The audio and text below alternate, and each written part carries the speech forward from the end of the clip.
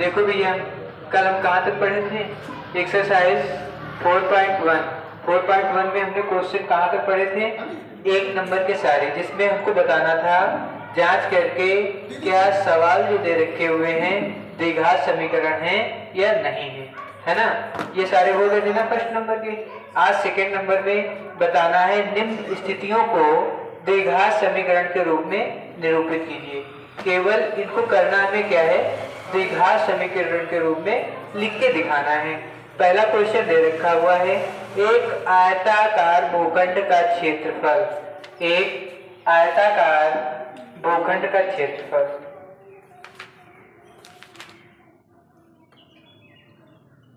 आयताकार भूखंड का क्षेत्रफल 528। क्षेत्रफल कितना दे रखा हुआ भैया? 528 मीटर स्क्वायर, है ना? उसके बाद में कहता है कि क्षेत्र की लंबाई, माना, अब मानना स्टार्ट करेंगे, माना क्षेत्र की लंबाई, तो क्षेत्र की लंबाई बराबर क्या मान लेंगे भैया? x मान लेंगे। और माना, अब प्रश्न क्या कहता है? प्रश्न कहता है चौड़ाई के दोगुने से 1 अधिक है। कितना है? चौड़ाई के लंबाई के दोगुने से 1 अधिक है। प्रश्न चौड़ाई लिख लेंगे, माना चौड़ाई बराबर, अब भैया लंबाई कितनी है? 2 x है, लंबाई के दोगुने यानी कि 2 से गुणा कर ली, से 1 अधिक, है ना? तो क्या हो जाएगा? 2x + 1। अब आयताकार भूखंड का क्षेत्रफल का जो फार्मूला होता है प्रश्न के अनुसार,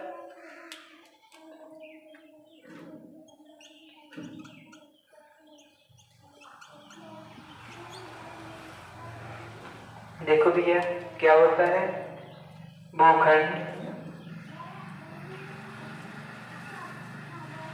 भूखंड का क्षेत्रफल बराबर क्या होता है? लंबाई गुणे चौड़ाई। रख लेंगे सभी की वैल्यू। भूखंड का क्षेत्रफल क्या है? आयताकार भूखंड का क्षेत्रफल 528 बराबर में लंबाई कितनी भैया? x और चौड़ाई 2x + 1 थी, कर लिया। अब करेंगे 528 बराबर में, इसमें x की गुणा करा देंगे तो क्या हो जाएगा? 2x² हो जाएगा प्लस x हो जाएगा। अब इसको सही लिख लेंगे, तो सही क्रम में लिखेंगे तो x² + x - 528 बराबर में 0। अब आपको ये बताना था, ये जो भूखंड का क्षेत्रफल है, ये जो क्वेश्चन है, ये आपका द्विघात समीकरण है या नहीं है? तो द्विघात समीकरण है या नहीं है? क्यों है? क्योंकि इसकी घात कितनी है? अधिकतम 2, है ना? तो लिख लेंगे अतः यह द्विघात समीकरण है। अब देखो ये तो मेरा सवाल हो गया, लेकिन क्वेश्चन में हल्का सा आगे और बढ़ा दिया है। इसने क्या कहा है? लंबाई और चौड़ाई को भी ज्ञात करो। क्या बता रहा है? लंबाई और चौड़ाई को। अब लंबाई और चौड़ाई ज्ञात करने के लिए अपने क्या करेंगे? a × c, यानी कि a ये है आपका, c ये है ना, गुणा कर लेंगे। इसकी जब गुणा करेंगे तो हमारा कितना निकल के आ जाएगा भैया?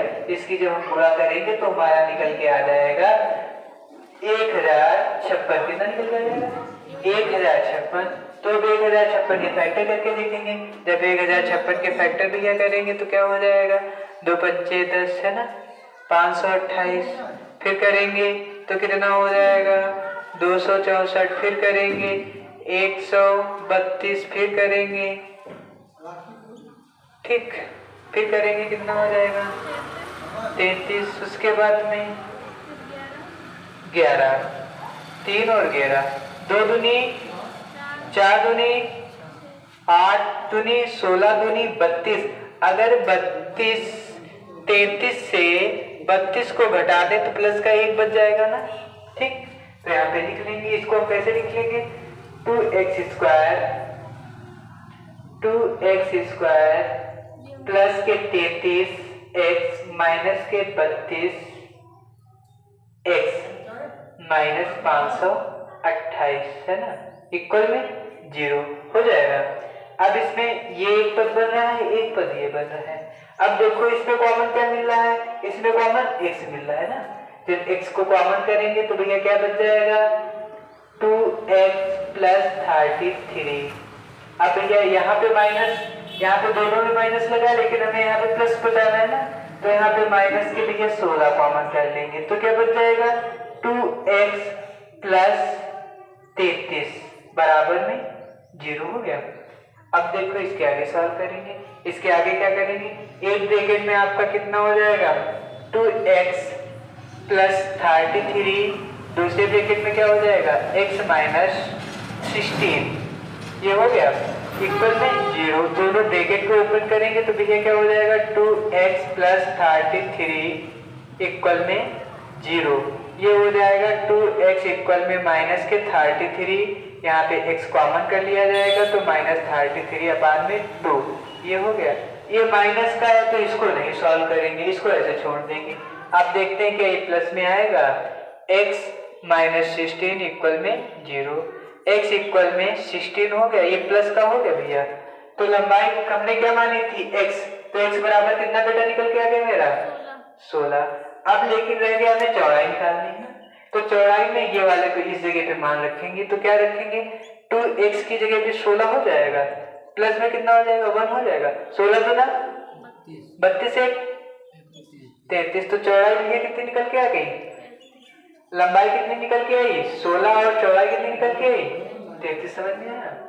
इसी प्रकार अगला सवाल कह रहा है दो क्रमागत धनात्मक पूर्णांकों का गुणनफल 306 है, तो हमें पूर्णांकों को ज्ञात करना है। तो क्या करना है भैया, पूर्णांकों को ज्ञात करना है। माना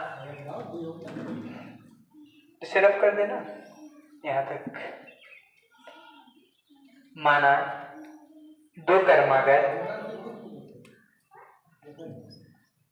ये अगला सवाल कौन सा नंबर है, सेकंड नंबर, यहां से स्टार्ट हो रहा है, ये सेकंड नंबर है ना। माना दो क्रमागत धन पूर्णांक बराबर, देखिए क्या मान लेंगे, पहला x मान लेंगे, दूसरा कॉमा क्या लगा लेंगे x प्लस 1 हो गए 2। अब इसके बाद क्या कहता है पूर्णांकों का गुणनफल, अब प्रश्नानुसार लिख लेंगे, प्रश्नानुसार कहता है कि पूर्णांकों के गुणनफल कितना दे रखा हुआ है x इंटू x प्लस 1 का गुणनफल दे रखा हुआ है 306 है ना।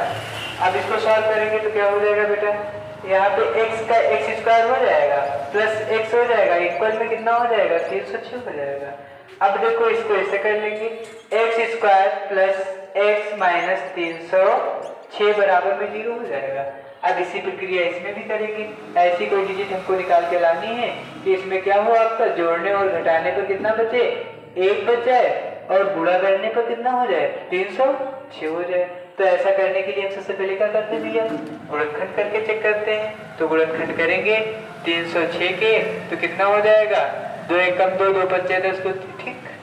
अब ये किससे कटेगा 3 से कट जाएगा, 3 पंचे 15, फिर 3 से कट जाएगा 17, 3 51, फिर 7 एकम 17। देखो 3 दूनी 6, 6 3 18, यदि 18 में से 17 को घटा दे तो प्लस का 1 बच जाएगा ना, ठीक। तो देखो भैया फिर इसमें करेंगे, क्या करेंगे x स्क्वायर, अच्छा पहले ये भी तो हमें बताना था ये द्विघात समीकरण है या नहीं है, ये द्विघात समीकरण है या नहीं है ना, तो लिख लेंगे अतः यह द्विघात समीकरण है। अब इसके आगे सॉल्व करेंगे, अतः यह द्विघात समीकरण है।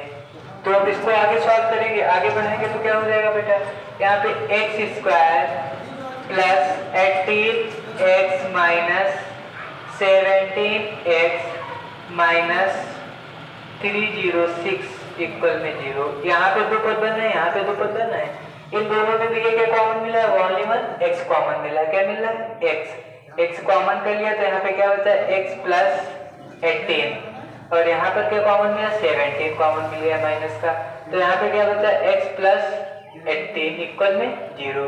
एक ब्रैकेट में भैया एक्स प्लस 18, दूसरे ब्रैकेट में एक्स माइनस 17 इक्वल में 0। अब देखो भैया इसको यहाँ से सॉल्व कर लेंगे, है ना।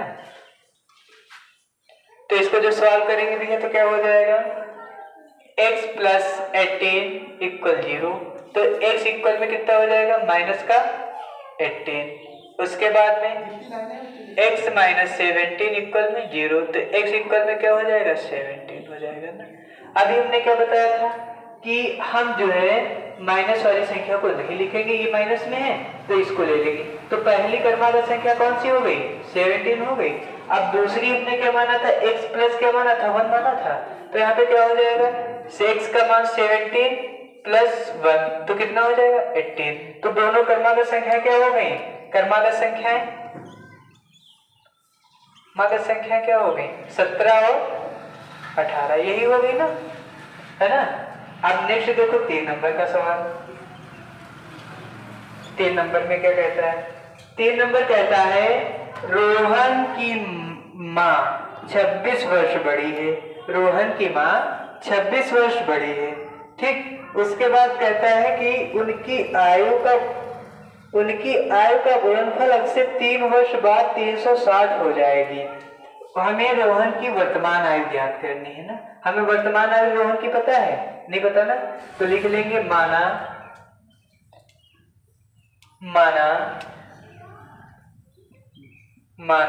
रोहन की वर्तमान आयु बराबर x, ठीक। अब उसके बाद में माना रोहन की वर्तमान आयु बराबर x और उसकी माँ की वर्तमान आयु बराबर उसकी माँ की वर्तमान आयु बराबर कितनी बड़ी है, रोहन से उसकी आयु से कितनी बड़ी है 26 वर्ष बड़ी है ना, तो क्या लिख लेंगे x प्लस 26 यानी कि 26। अब देखो उसके बाद प्रश्न क्या कहता है, प्रश्न कहता है कि उनकी आयु का गुणनफल अब से 3 वर्ष बाद यानी कि 3 वर्ष और, तो लिखेंगे 3 वर्ष बाद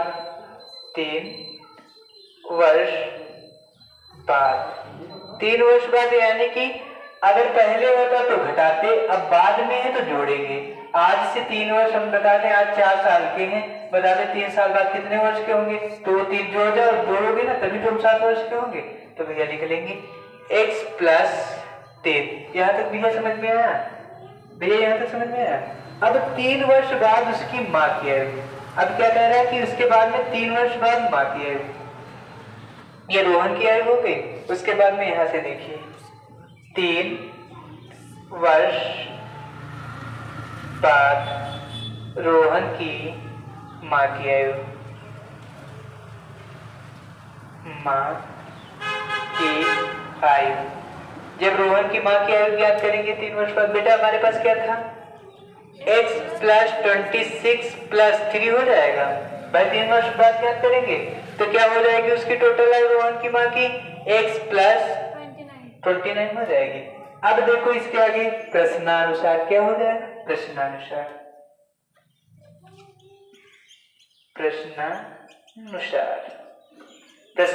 प्रश्न क्या आप कहता है, गुणनफल से अब से 3 वर्ष बाद इन दोनों के जो 3 वर्ष के बाद वाले गुणनफल निकले हैं, जो मान निकले हैं उनके गुणनफल ज्ञात कर। गुणनफल क्या हो जाएगा भैया x प्लस 3 हो जाएगा, 3 वर्ष बाद वाला x प्लस 3, गुणनखंड ये क्या हो जाएगा x प्लस 29, कितने साल के होते हैं 306 साल के, ठीक। अब 306 नहीं दे रहे, 360 दे रखा हुआ है बुक में, 360, ठीक, 360 ही दे रखा हुआ है। अब इसको सॉल्व करेंगे भैया, x की x से गुणा करा देंगे, x स्क्वायर हो जाएगा, फिर इस x की इससे गुणा करा देंगे, प्लस 29x हो जाएगा, फिर इसकी इससे गुणा करा देंगे 3x हो जाएगा, फिर इसकी इससे गुणा करा देंगे भैया 3 9 27 के साथ हासिल कितने हैं भैया 2 है, 3 दूनी 6 2 8 बराबर में भैया 360 हो जाएगा।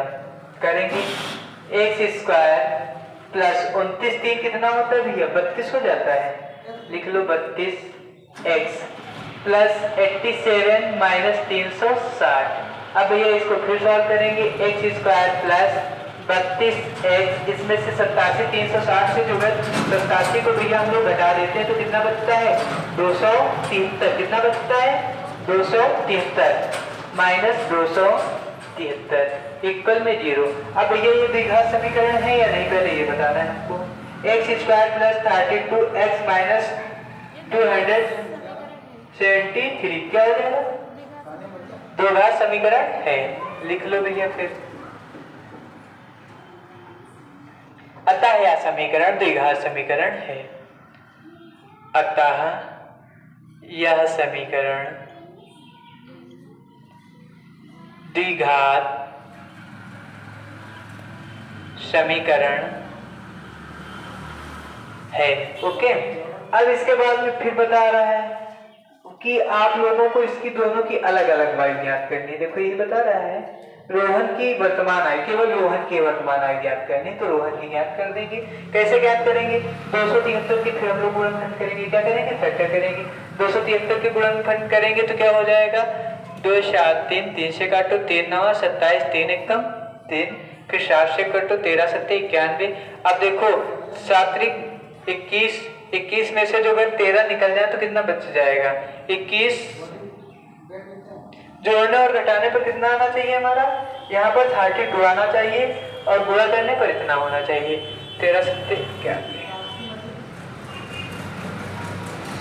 देखो 13 3 39 हो जाएगा, 39 से 7 घटाने तो कितना बच जाएगा 32 बच जाएगा। ठीक कर लो भैया। यहाँ पे क्या कर लेंगे भैया एक्स स्क्वायर प्लस के बचना है ना plus 39x minus 7x minus 273 हो जाएगा। ये दो पद मिल रहे हैं तो इसमें कॉमन क्या मिल रहा है x कॉमन मिल रहा है तो x प्लस 39 माइनस के 7 कॉमन मिल रहा है तो x प्लस 39।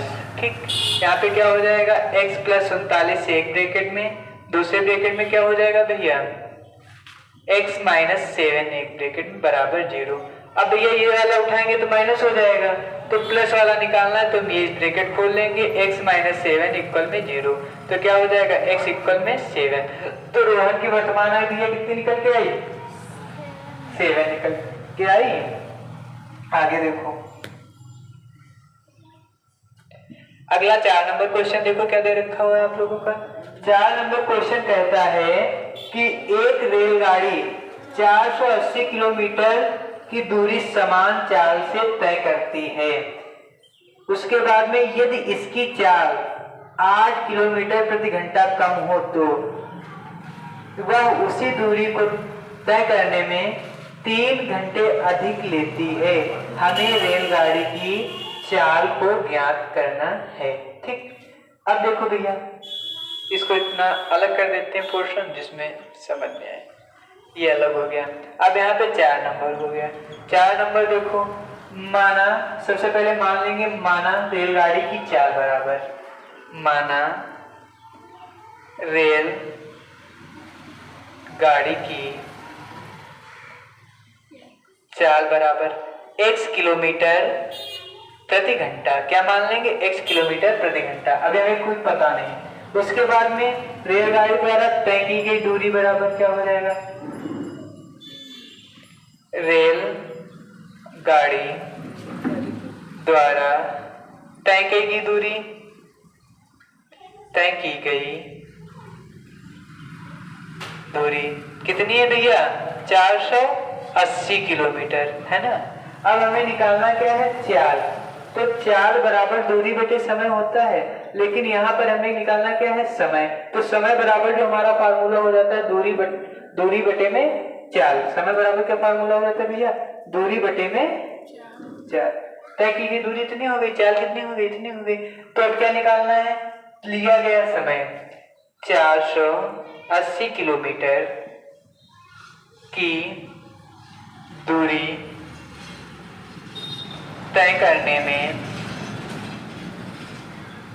लिया गया समय।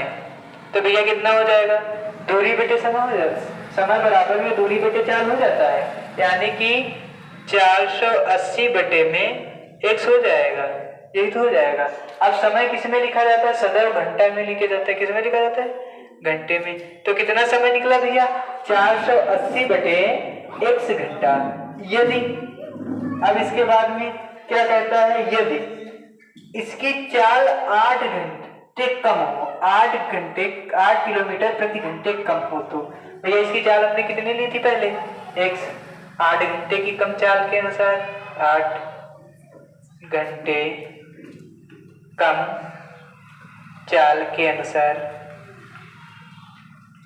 अनुसार तो क्या हो जाएगा भैया, x माइनस 8 हो जाएगा ना, क्योंकि पहले जो हमारी मानक चाल थी वो कितनी थी भैया, x थी। तो x के अनुसार जब निकालेंगे, 8 घंटे के अनुसार कम चाल जो निकालेंगे, तो भैया कितनी हो जाएगी, तो आपकी दूरी कितनी हो जाएगी भैया, जब आपकी दूरी निकालेंगे तो कितनी हो जाएगी, 8 माइनस x हो जाएगा।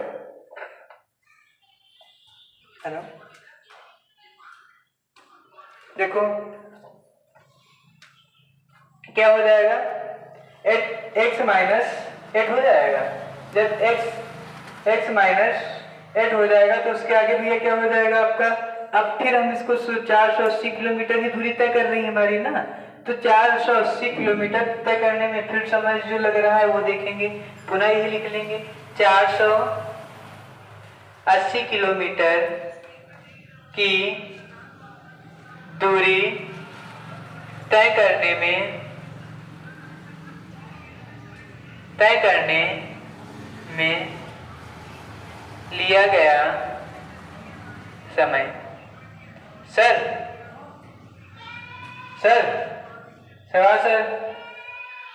कॉल देख लीजिए।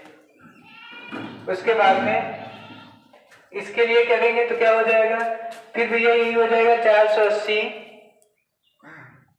480 बटे में x माइनस 8 हो जाएगा। यही तो आपका लग रहा था ना। अब भैया देखो प्रश्नानुसार, अब यहाँ पे लगेगा प्रश्नानुसार।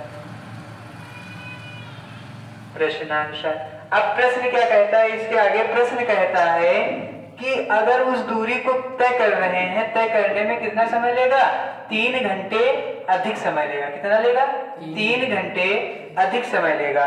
तो देखो भैया 480 बटे में x माइनस 8 माइनस 480 बटे x बराबर में 3 हो जाएगा। 3 घंटे अधिक समय ले रहा है, एक्स्ट्रा समय।